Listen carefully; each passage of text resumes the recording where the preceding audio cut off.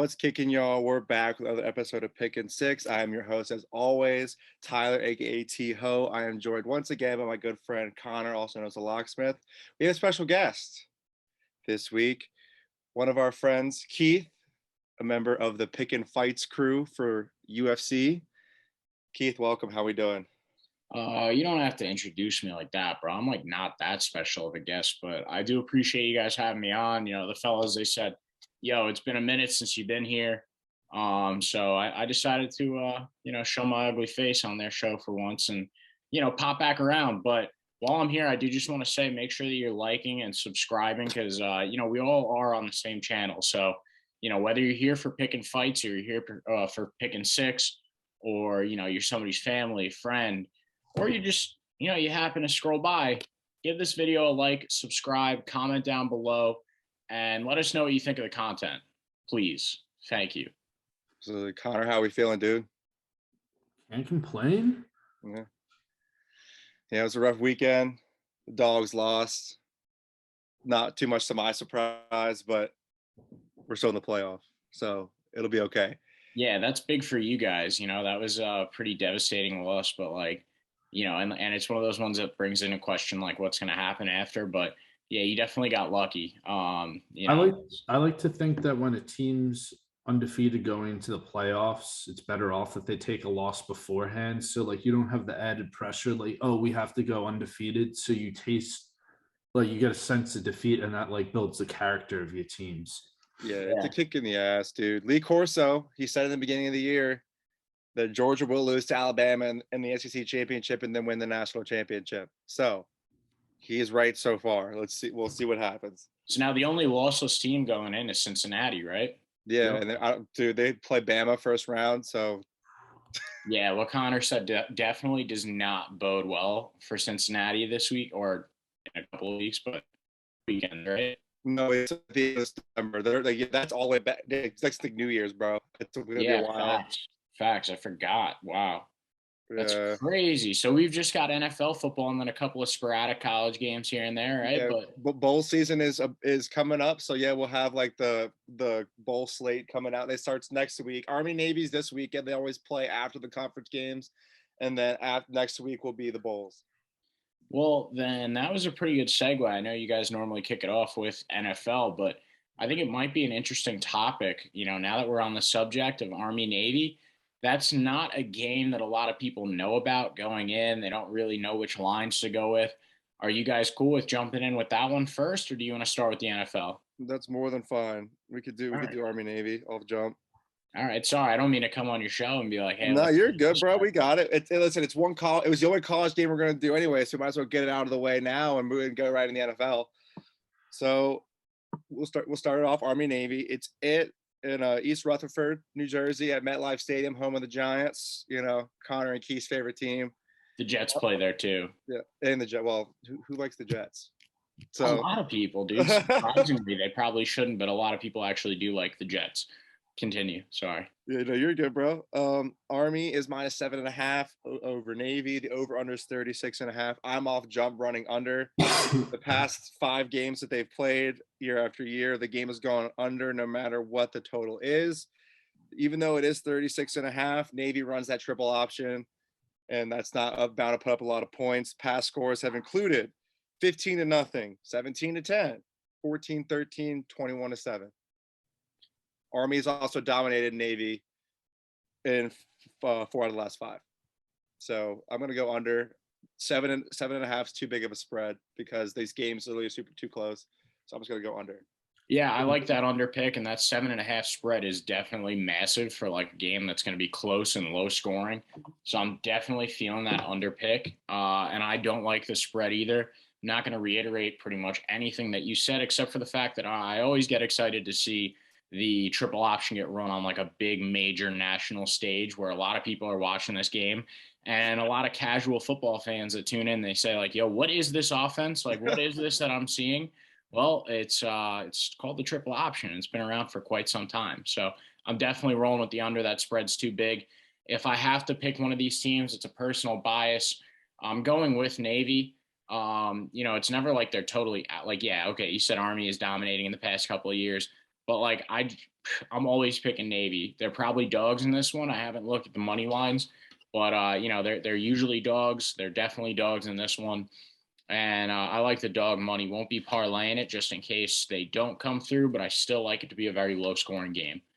Yeah, Connor. I'm seeing them at plus 250 right now, so pretty decent value there. But I'm going under as well. I'm pretty sure I saw a stat that said over like if you like took the under I believe is hit each of the last 15 years for this matchup. And if you like rolled it over, so took your winnings from each subsequent bet the previous year, you would have like $1.75 million right now. If you just like you put like $100 bet the first year, took that original 100 plus the winnings, and then just kept like adding it on, it would have, and you end up with like a little bit under $2 million had you been doing If that. only 8-year-old me could have been betting the under in the Army Navy game, I would have been rich by now. Yo, you Gee. don't even see those type of returns in the stock market or crypto or anything. I mean, that's impressive, dude. So, yeah, definitely rolling with the under. Maybe I'll make that like a yearly thing for me now, unless the under just happens to not hit this year, in which case I won't be doing that going forward. But Yeah. under hits, guess what? Taking that, putting it right into the under next year, too. Yeah, dude. Listen, one thing is for sure is that these uniforms gonna be 10 out of 10. They always are, dude. They're so, like, easily the sweetest uniforms all of college football every year. Yeah, if you're a big Patriot, this is definitely the game for you. It's just eye candy. Like if you love America, absolute eye candy for you. I love America. I tune in for the uniforms. I tune in for the crazy helmets every year because those helmets alone, like I wish I could take the past couple that they've worn, especially, navies in particular, and just slap them up on on my wall. Maybe I'll go and look online and see if there's like a collage of the past couple of helmets that they've worn. But those uniforms, absolute eye candy for any Patriot America lovers out there. You listen, you got to support the troops, man, and support the under. Now we're moving on to the NFL. First game, we got Dallas is -4 versus the Washington football team over under 48. Connor, what do you think? This one's going to be interesting because the football team's rocking a 4-game win streak currently, and the Cowboys have kind of stumbled compared to their hot start beginning of the season. But if you really dissect what the football team's done, they beat the Raiders, who have been playing like shit, the Seahawks, who had a good week. The Seahawks football team matchup was 2 weeks ago now. Seahawks played pretty well, ended up beating San Francisco, and then beat the Panthers, who have been utter dog shit. I target like their best win was against the Bucks in an off week. Now, all that being said, I'm still going with the Dallas Cowboys covering -4 here, even though it's a contrarian pick, really. The Redskins, I think, are third in the league or second in the league in rushing yards allowed. Zeke isn't playing that well, but who's the old boy, the other running back, number Tony 20? Pollard? Yeah, Tony? Pollard's been balling. Tony? Something like Tony Pollard. He's been doing his thing, even though Dallas is without like most of their weapons. You could always count on a Dalton Schultz touchdown, and I think they'll get the job done and cover that 4. That's good value, dude. Listen, this show has been hot on the Dallas Cowboys since week 1. The Dallas Cowboys defense is legit, and Kellen Moore, the OC, runs that offense efficiently. Keith, you have any thoughts? Yeah, I'm actually going to take a true contrarian pick here. And I'm going to go with the Washington football team money line at plus 160-ish, plus 165. There's just so many things going on, right? Like they've got fucking coach, Jesus Christ, name's escaping me now. Rivera? They've got Ron Rivera. And, his whole story, they've got Taylor Heineke, former backup in the in that one now non-existent football league that folded and was sold to The Rock. There's just so many different things going for the Washington football team this year, and they're in a division that's so bad. I could actually see them like pulling possibly winning out. I don't know what the rest of their schedule looks like, but there's sometimes where like you don't even bet the team, you bet the storyline. And I think that the storyline for the Washington football team here is so strong in such a poor division. And like you mentioned, Connor, the Cowboys are just consistently trending down, and the Washington football team is trending up. I think as years go by, I hope they almost keep the name because, like, the Washington football team is fun to say, and I think that they'll be an emerging talent in the league for years to come. So I'm rolling with the Washington football team, betting the storyline, not the team. Plus 160 dogs. I'm booking it right here. I mean, Also, kind of. you got there, just to point out their remaining schedule, they have Eagles in Philly, Cowboys in Dallas, Eagles at home, and Giants in East New Jersey Yeah, they're gonna win out. in the season. They're gonna win out. It's the weakest division in football at the moment, in my opinion, my humble opinion. And being a Giants fan, I'm allowed to say that. But Eagles stink. Gardner Minshew is lighting it up now, which is insane. So he might give them a little bit of difficulty going forward. But the Giants are, they're the Giants. They're just as bad as they've been the past couple of years. No more Daniel Jones. Mike Glennon's the quarterback right now. Yeah, so they're not going to win a single game for the next, however many, 5-6 weeks. It's over for the rest of the division, and the football team is trending up. So I'm taking the football team here this week. I like the pick. I also kind of like the over in this one because the Washington football team, like you mentioned, they do have that really bad rushing defense, and they let teams into some games. I don't think it's going to be any different against the Cowboys this week. I like the Cowboys to, score a lot of points, but the Washington football team to score more. So I'm going with the over 48 here. Word. I don't hate that. I think it could be a very high scoring game. I might look that way, but I'm booking Dallas -4. Next game, Tampa Bay, the Gronkaneers, -3 versus the Buffalo Bills, who just had one interesting game last night against the Patriots. Over under 52.5. Connor, how you feeling? I mean, I think this is something we should look at. Like we've seen the Bills, who started off after week one loss pretty hot, and they have gone in the opposite direction, and now I think barely have an edge as for odds to win the division currently in the AFC East. But I'm not really loving what I'm seeing from the Bills right now, so I'm rocking with Brady and the Bucks -3. Leonard Fournette has been balling recently. Playoff Lenny has taken it to the regular season. He's been doing his thing. And like there's just so many weapons, and it's Tom Brady. End of the season, he'll be doing his thing. Book it. Yeah, and it's Tom Brady. That's the bottom line. Give me the Bucks -3. I think as long as that spread, stays around there, I'm good for that. Give me the Bucks and the points. Thank you very much. Keith, your thoughts? So one thing you do got to keep in mind, and I'm sure that you guys have said this, we say it on Pickin Fights all the time. We do record this so early into the week that this is like sharps territory right here. So, I think that as fans and as casual bettors, start seeing this -3 line, that's going to shift in favor of the Bucks. But the line that I really like here is, now let me just ask you a question. They're playing in Tampa Bay, right? Mm-hmm. I like the over. We saw in last night's game against the Patriots, they struggled out there, right? And everybody's like, oh, this is Patriots weather, this is Bills weather, this is what they playing. Listen, it's just now rolling around the winter now. So maybe next or in 2 weeks or so, whenever the Bills are back at home and it's real cold and it's snowing and it's windy, maybe then the Bills will enter that, that true Buffalo, hailstorm weather full form. But I think as of right now, they're still a warm weather fall team. And I like them to come back after that big loss. Well, not big loss, but low scoring loss in Buffalo last night, and turn around with another high scoring game in Tampa Bay. I also do like the -3 line for the Buccaneers because said this about the football team.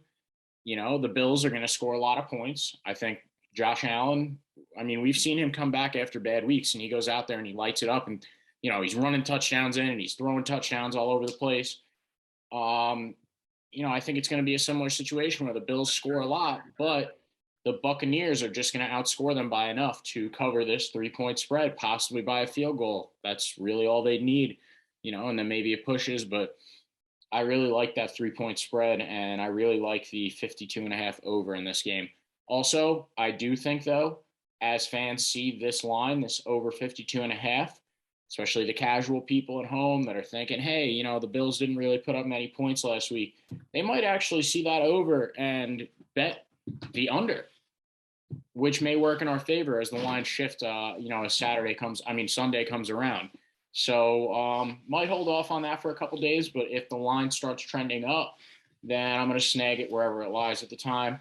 As of right now, I like the over 52.5. I like to go down, and I'm taking the -3 like as soon as we get off this Zoom before that moves. Yeah, I hear that, dude. And honestly, I'm a big fan of betting quarterbacks to score because it's always good money. So book Josh Allen for a touchdown. Yeah, I like it. There you go. I like Tom for 3 passing touchdowns or more, one of them being a Rob Gronkowski at least. There you go. I like that too. Next game, we got Cincinnati coming off, what do you want to say, a beatdown? Is that a good Colin actually got mollywopped, maybe? Cincinnati's playing the Niners. I'm just gonna go outright and say what I think. I think that this is gonna just be a bounce back game for the Bengals. Joey B is looking hot. Jamar Chase, Joe Mixon is running all over the field. It's currently -1. The over under is 48. So while it is what it is, give me the Bengals. I'll take the -1. Why not? Keith, we'll give it to you first. Let's pass it to me. Okay, well, I'm taking the Bengals in this one as well. I think that the Bengals are definitely one of the more inconsistent teams in the NFL because, it was 2 weeks ago we saw them. I mean, if you think that the game that they had against the Chargers was a beatdown, then you might have missed the game that they gave to the Steelers 2 weeks prior. There's so many different words that you could use for that one. There's one 4-letter word in particular that I don't think I should say because then YouTube might take this video down. But that was embarrassing for the Steelers. And so it just goes to show that like the Bengals are inconsistent. Now they also came across the Chargers last week, who are a really high-powered offense. So many weapons out there for Herbert to throw to, and then they've got Austin Eckler, who seems like he can just put in a touchdown in every single game this season. So the Bengals really did have a tough challenge last week. They didn't step up to the plate, but I really like that -1 line against the 49ers because the Niners are, if the Bengals are inconsistent, the Niners are like, they look like crypto when it's going through a cycle on that, the chart. Like they are just so up and down. Jimmy G stinks. He stinks outright. And Joe Burrow is miles above. I think that the Bengals are just, as long as they have a good game and they're not still trending down, and that locker room does bounce back, that -1 line is an easy cover for them. Yeah, dude. I would agree. I think that it's, the Bengals are looking good. I think it's an overreaction line.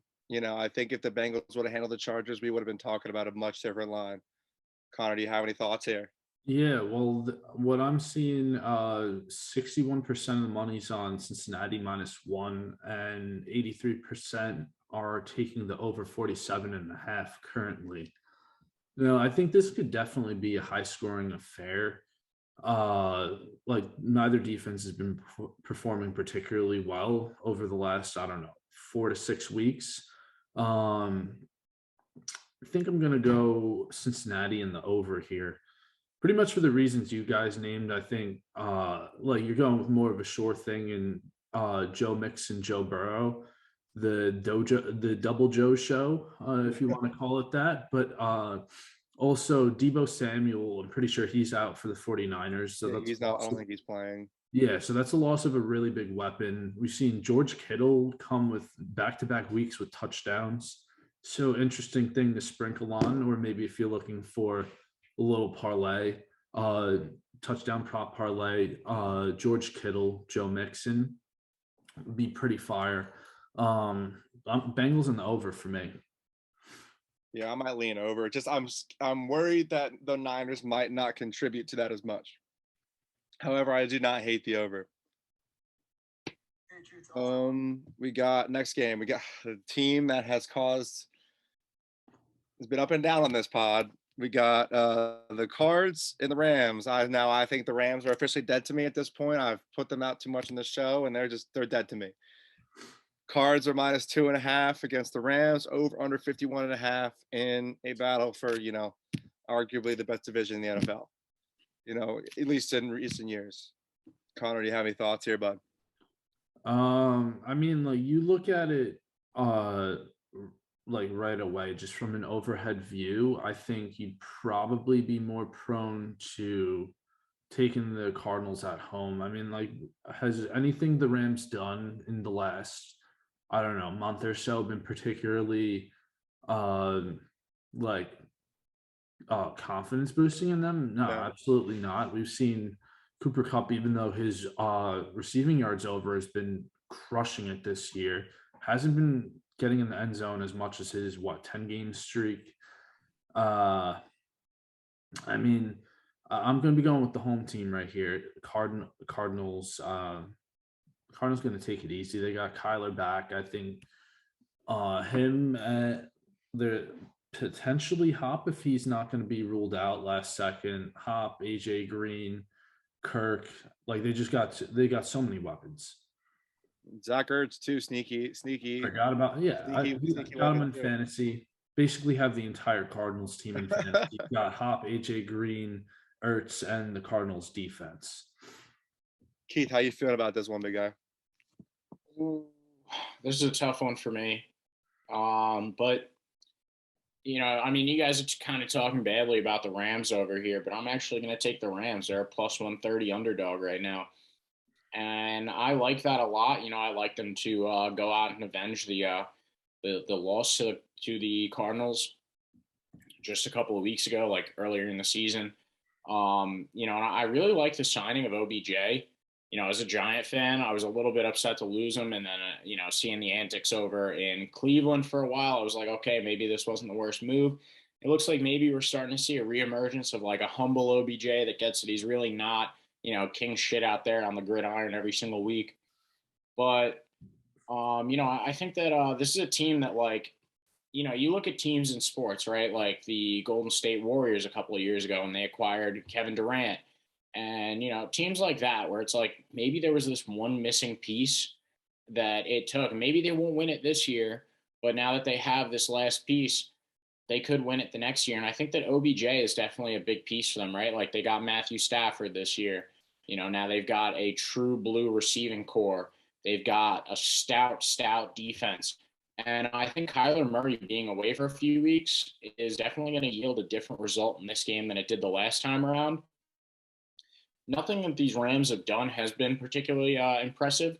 And then last week, listen, if you didn't take a -13 against the Jags, you missed out on a free pick. Like that was beautiful. I love the line there. I had that personally. I think that this week, after OBJ has learned the playbook a bit more, over in Los Angeles, and he's definitely starting to see like all the different route trees and the different schemes that they're running. The combination of his athleticism, Cooper Kupp's intelligence, and Matthew Stafford's overall talent, this offense is going to be absolutely electric going forward. I really like this pick. I also like the over here. It is tough because that is a stout defense over with the Rams. They've got like one of the best front seven out there, but 51.5 with these two high scoring teams, like, your defense could be as good as you want, but when you're going up, it's this type of matchup, it's probably going to yield a high scoring game. So, I do like the 51.5 line, and I like the Rams to go out and shock a lot of dog bettors, or actually shock a lot of Cardinals bettors and satisfy a lot of the underdog bettors in this game. Yeah, listen, I think I've done it about 2 or 3 times where I've said, oh, the Rams are dead to me and waited and just looking for somebody to convince me to get back on them.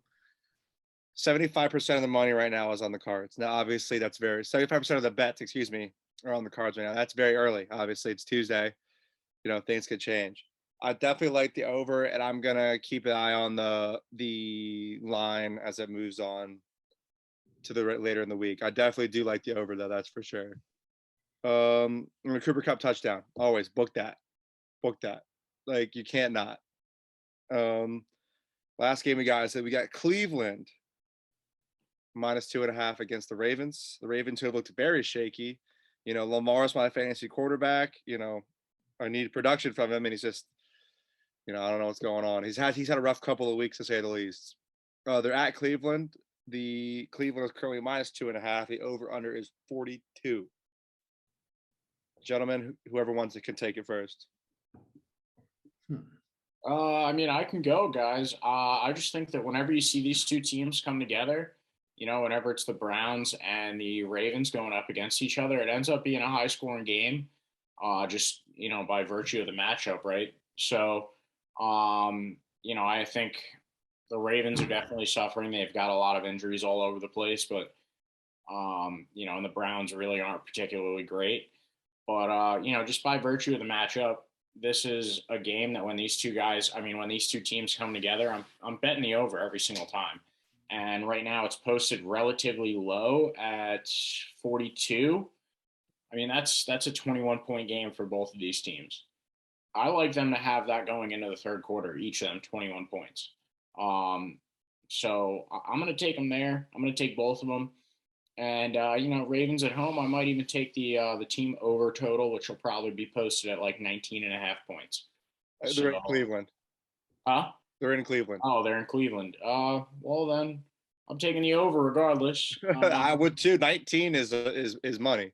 Yeah, I'm probably going to take the flat over at that point. The Ravens do play better at home in front of their fans, and I like them to bounce back after that stupid decision by Harbaugh to go for the 2 instead of kicking the field goal when you got Justin Tucker. I think that you're going to see a lot of smart decisions come out of that coaching staff this week, as opposed to, just really unintelligent football moves. So I think that not only is the team going to come out better than they've looked, but I think that the coaching staff is also going to be in there. They're probably in there right now, studying film, figuring out a game plan, writing a good script for the whole first quarter, and figuring out what they can do to put a lot of points on the Cleveland Browns early so that they're not in a similar situation where they were last week. Yeah, I think over is going to be easily smashed in this game. 2 weeks ago in Baltimore, we saw a 16-10 win by the Ravens. I think at home, having Nick Chubb in the lineup, the Browns are going to put up numbers as well.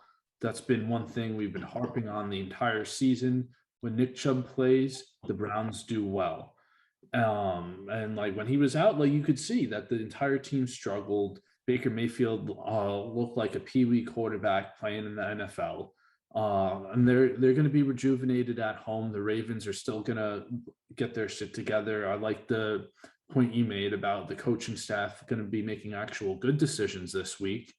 He went with basically an NBA decision where you go for the 3 to win it instead of the tie at home when you're on the road, rather, which I don't particularly like, but probably he went with the advanced statistics or just the feeling in his nuts. And the feeling in his nuts told him wrong. I think I don't have a clear winner, so I'll just be sticking with the over as well. Yeah, I can see us going either way. Kareem Hunt and Nick Chubb are both healthy for the Browns, so that bodes well for them. I would definitely take the over and keep an eye out on the line to see who I want to take to win. But yeah, that's all we got for you guys this week. You guys got anything for the people out there before we get on out of here? Yeah, I just want to say, thanks for watching. We do really appreciate all your support at home. Make sure, like I said before, you like and you're subscribing, especially if you made it all the way to this to the end of the video. Let Connor and Tyler know down below in the comments what you think of their picks week by week. I also want to mention, we do have other content here on our website, pickinwinners.org, on our Instagram page and our Twitter. We'll always let you know when new stuff is coming out. That's @_pickinwinners for both of those. And check out Pickin Fights. I'm not sure when in the week this video is going to be posted, but if it's before Saturday, guys, check out this episode of Pickin Fights that's going to be up, because we are talking about an absolutely stacked card for UFC 269, the headlining event is Charles Oliveira versus Dustin Poirier for the lightweight title. Sean O'Malley's on the card. Dominic Cruz is on the card. Tai Tuivasa, aka Shuivasa, you know, the cool guy that drinks the beer out of people's shoes with hot sauce in it. So it's going to be absolutely electric. And, you know, Tom and I, guy I do Pickin Fights with, and our very special guest this week, we cannot wait to bring some more content to you, get you some good picks, help you beat your bookie. And thanks again to Tyler and Connor for having me on this week. Yeah, dude, that was perfect, man. Listen, we cover all sorts of sports here. You never know what you're going to get. If anybody here watched last week, you know, it's maybe a football show. I just want to reiterate, I gave out the pick for the Hero World Challenge, Victor Hovland. He was 6 strokes back and won. You know, things happen. You never know what you're going to get with the Pickin Winners crew. Connor, do you have any closing thoughts for the people? You guys covered it. Like, subscribe, and you'll catch us next week. Yeah, make sure to show love to the blogs that come out of menuporder.com. You know, our partners in crime, we love them over there. They show us love. So make sure to check out our NFL blogs every week, written by either me or Connor or another member of the Pickin Winners crew. With all that being said, I hope everybody has a happy and healthy and responsible weekend of gambling. We out.